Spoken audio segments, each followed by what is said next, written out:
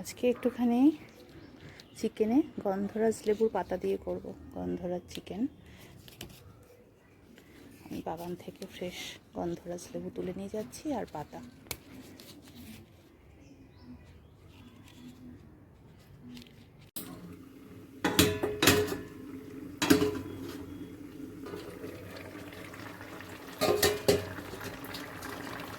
চিকেনটাকে Apple cedar vinegar দিয়ে ভিজিয়ে রেখে দুটো পেঁয়াজ, একটা রসুন আর এক কোয়া না, একটা রসুন ছোট্ট এইটুকুনি গাছের রসুন আর নুন হলুদ একটু চিকেন মশলা দিয়ে বসিয়ে দিয়েছি।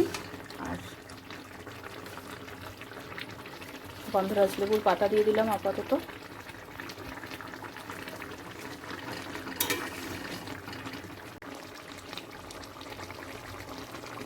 গন্ধরাজ চিকেন রেডি।